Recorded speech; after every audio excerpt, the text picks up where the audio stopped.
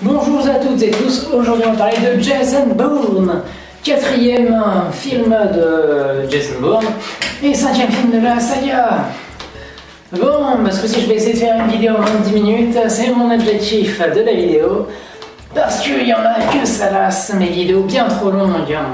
Donc c'est parti, on speed, on est directement dans le bain. Alors Jason Bourne a sorti ce mercredi en France. Et vendredi, pas de cette semaine mais de celle d'avant, aux États-Unis.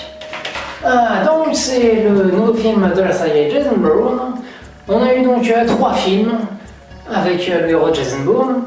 Donc Mémoire dans la mémoire dans la peau, réalisé par Doug Liman, et La mort dans la peau et La vengeance dans la peau, tous deux réalisés par Paul Greengrass, qui revient à la charge, puisque donc, si les 3 premiers ont été des grands succès commerciaux et critiques, ils ont essayé de continuer de capitaliser dessus, sur cette franchise très lucrative, avec Jason Bourne l'héritage, ou Bourne Legacy en VO, avec comme héros Jeremy Renner. Donc c'est une espèce de spin-off, somme toute assez sympathique, mais il est vrai assez inférieur au niveau des autres films. Si vous voulez mon avis sur les autres films, je vous invite à aller sur mon site voir mes 4 critiques des films, dont 3 qui sont sortis les 3 derniers jours.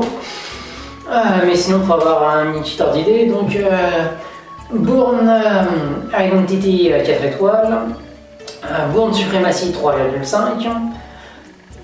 Merde, j'ai une des lumières qui vient de sauter. On va faire ça avec une seule lumière, c'est pas grave.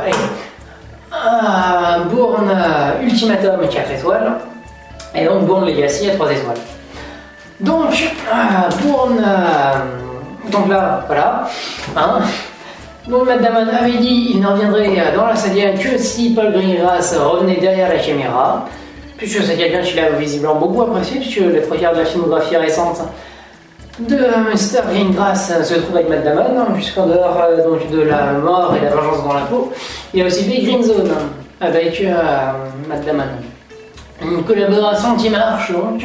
Donc Jason Bourne, de quoi ça parle? Ça se passe 15 ans ou 13 ans, me semble-t-il, après les anciens événements. Donc Jason Bourne est toujours en fuite, avec Nikki Playson, ou un truc comme ça, donc incarné par Julia Stiles à l'écran. Personnage sans doute assez dispensable, qui n'a jamais réussi à vraiment s'imposer malgré l'importance fausse qu'on lui donnait dans la saga. Ainsi soit-il. Donc les deux sont en fuite, ils n'ont visiblement jamais remis le couvert, dommage. Et donc voilà, ils sont en fuite, sauf que donc Nicky Parson de son côté mener son enquête sur quelque chose qui se tramait dans l'ombre de la CIA. CIA représentée par Tommy Lee Jones, qui essaye effectivement de faire une alliance avec une espèce de Google bis qui récupère toutes les informations des gens pour mieux leur proposer des services intéressants. Ce en fait du fichage pur et dur, et donc la CIA veut l'utiliser pour le service de défense américain. Donc c'est ça l'histoire du film.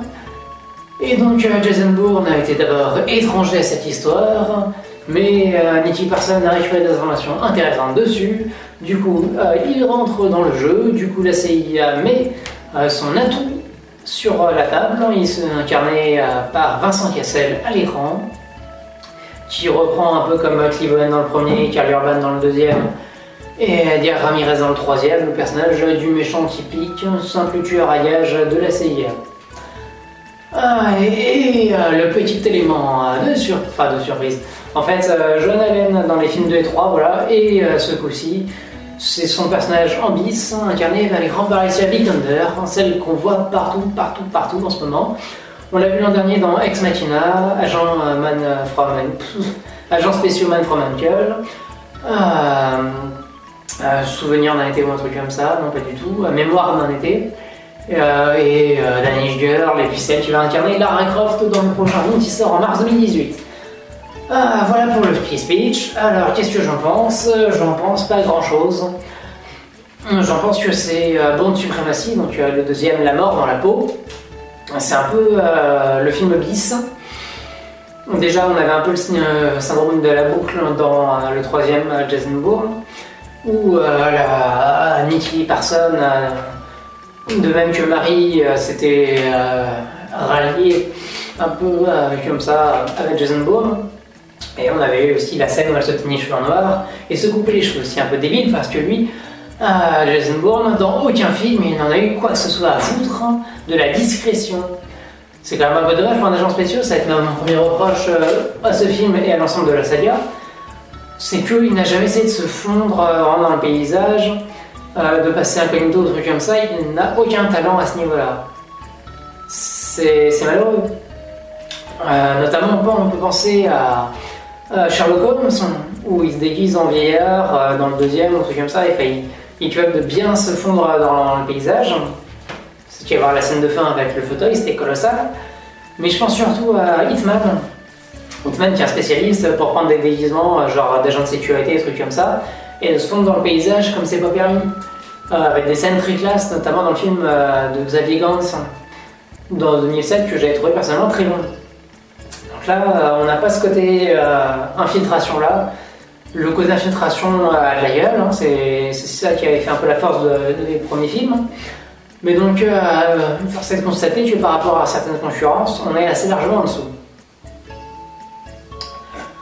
Mais donc, ce que j'en pense, c'est que c'est un peu le même que le deuxième film. On a un peu les mêmes problématiques, les mêmes situations, sans trop vous en dire. On a un peu le même point de départ que le deuxième. Et voilà, ça suit le même schéma. On a toujours des problèmes avec les CIA, il y a toujours quelqu'un de véreux à la tête, et il y a toujours une femme un peu rebelle qui a envie de justice et de faire vraiment le bien, et qui n'a pas envie d'utiliser ces méthodes un peu de guerre froide, des trucs comme ça. C'est pas une vieux de la vieille qui a ses méthodes brutales. Elle essaie quelque chose d'un peu plus diplomatique, un peu plus vicieux peut-être. Donc voilà, c'est le même rôle. J'ai l'impression d'avoir vu le même film, peut-être des meilleurs acteurs, et effectivement Alicia Vikander est l'un des plus grands talents actuels du cinéma. C'est pas étonnant qu'elle perce à ce point et qu'elle ait déjà reçu un Oscar.